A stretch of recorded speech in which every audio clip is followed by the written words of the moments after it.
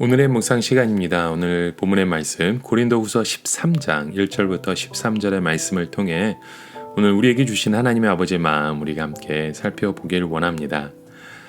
오늘 본문을 찬찬히 읽어보면 이 사도 바울의 어조가 굉장히 격양되어 있음을 느끼게 되죠.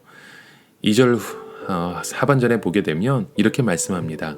전에 죄 지은 자들과 그 남은 모든 사람에게 미리 말하노니 내가 다시 가면 용서하지 아니하리라 라는 말씀을 보게 됩니다. 자, 이 말에서 바울의 어쩌면 화가 난 그 음성을 듣게 되는 것 같습니다. 이것은 예수님을 믿고 구원받았다고 하면서 범죄를 일삼는 일부 고린도 성도들에게 단호한 경고를 던져주고 있는 것이죠. 실제로 고린도 교회에서는 심각한 이 범죄들이 자행되고 있었습니다. 우상 숭배와 음란한 그 성생활로 각인되어 있었던 그 고린도에 교회가 세워져서 그런지 예수님을 믿고 나서도 그런 생활을 끊지 못하는 사람들이 있었던 거죠. 그래서 고린도전서 5장에 보면 이방인 중에서도 찾아볼 수 없는 음행이 고린도 교회에 있다는 것을 말씀하고 있죠. 또한 이 고린도 후서에서는 대적자들이 바울의 사도권을 의심하게 만들고 성도들을 선동하여 복음의 진리를 대적하게 하는 심각한 죄를 범했다고 이 말씀을 주고 있습니다. 자, 사도 바울의 대적자들은 그가 사도라고 하기에는 너무나도 많은 고난을 당한다고 생각해야 하고 있었죠. 그들이 보기에 적어도 사도라고 하면 능력을 행하고 또 표적과 기사를 나타내면서 사람들의 이목을 집중시켜야 했는데 고린도 후서 11장에서 보듯이 바울은 사도들 중에서 가장 극심한 고난을 당하고 있었기 때문에 이제 그들이 보기에 아주 나약한 사람처럼 보였던 것입니다. 물론 바울이 복음을 전할 때 종종 기적을 행하기도 하고 능력을 나타내기도 했지만 그를 대적했던 대적자들은 그런 것보다도 그가 당하는 고난의 분량으로 그의 자질을 또한 판단했었던 것이죠. 그러나 사도 바울이 이해하고 체험한 복음은 오히려 정반대의 모습을 우리가 보잖아요. 당시 바울은 어떤 사도들보다 이 스펙이 더 화려했음에도 불구하고 도리어 자신의 그 약한 것을 자랑하며 또 그 약함을 통해 하나님의 강하심이 증거되는 것이야말로 복음의 능력임을 믿고 보여주었던 것이죠. 그래서 오늘 본문 3절과 4절에 보듯이 사람들은 그리스도께서 바울 안에서 말씀하시는 증거를 구했지만 오히려 이 바울은 그가 제시하는 그 증거는 바로 자신의 약함이었던 것입니다. 그리스도께서 약하심으로 십자가에 못 박이셨으나 하나님의 능력으로 살아계셨던 것처럼 바울 자신도 약해 보이지만 고린도 교회 그 성도들을 대할 때는 하나님의 능력으로 그분과 함께 살아있다고 역설하고 있는 모습을 보여주는 거죠. 이처럼 사도 바울이 그토록 약해 보여도요, 하나님의 능력으로 자신의 죄를 극복하고 있었다는 사실을 그들이 알아야 했던 것입니다. 하지만 그와 반대로 그들은 자신의 능력을 믿고 온갖 죄악의 무방비 상태로 스스로 노출시키고 있었던 거죠. 그래서 사도 바울은 목자의 심정으로 그들의 이런 모습을 보고 아주 분노하며 단호하게 경고하고 있었던 것입니다. 그리고 5절에 이어서 바울은 이렇게 다그치고 있죠. 너희는 믿음 안에 있는가? 너희 자신을 시험하고 너희 자신을 확증하라. 예수 그리스도께서 너희 안에 계신 줄을 너희가 스스로 알지 못하느냐? 그렇지 않으면 너희는 버림받은 자니라 라는 말씀합니다.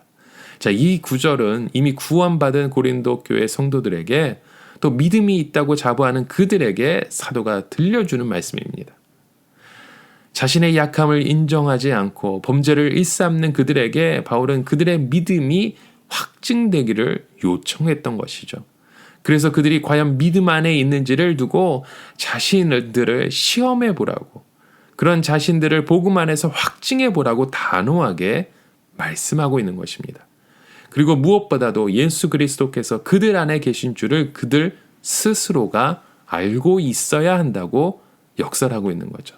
만약 그렇지 않으면 그런 자들은 결코 구원받은 적이 없는 것이고 다만 버림받은 자들일 뿐이라는 말씀을 막 주시는 것입니다.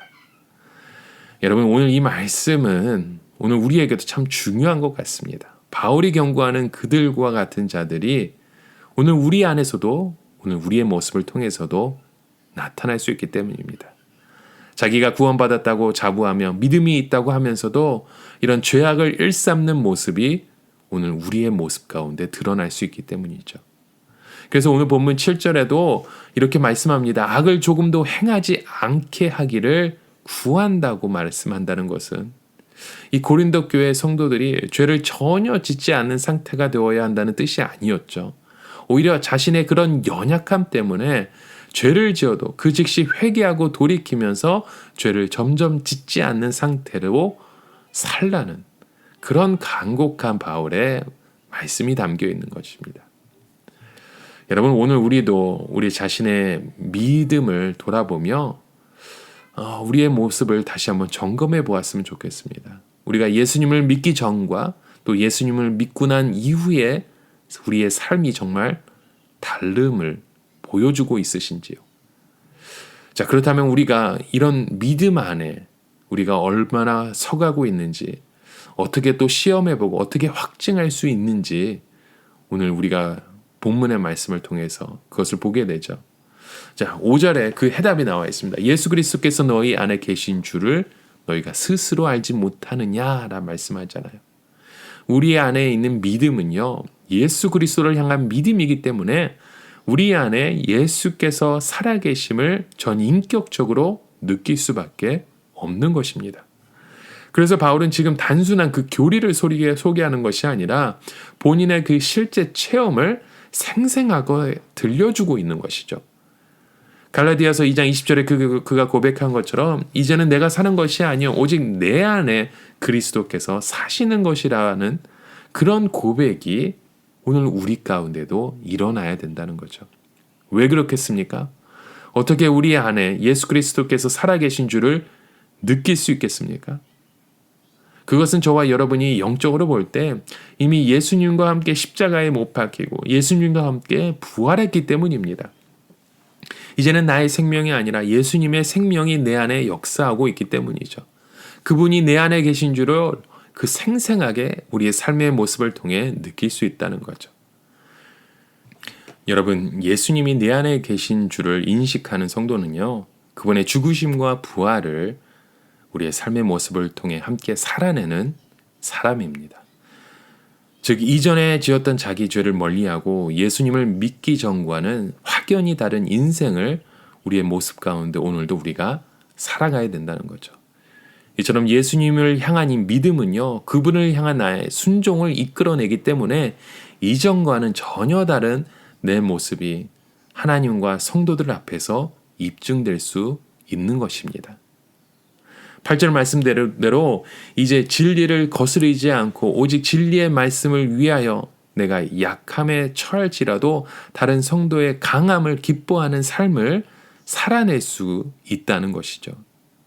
이런 사람이 바로 예수님을 자기 안에 모시고 사는 성도이며 또 자신이 믿음 안에 있다는 사실을 확증하는 하나님의 자녀의 모습이라는 겁니다.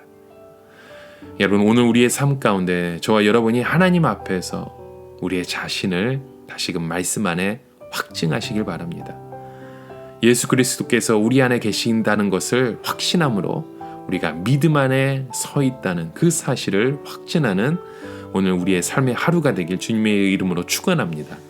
그리고 기억하십시오. 저와 여러분의 이 우리의 약함을 통해 하나님의 능력이 또한 밝히 드러난다는 사실을 기억하고 믿으시길 바랍니다. 하나님이 여러분 안에 말씀하시는 그 증거가 바로 여러분의 약함이라는 사실을 또한 우리가 자랑하며 오직 십자가의 복음이 오늘 우리의 하루의 삶의 모습을 통해 또 우리의 삶의 그 말씀 가운데 능력이 일어나고 행해지고 전해지기를 주님의 이름으로 간절히 축원합니다. 우리 함께 같이 기도하시겠습니다.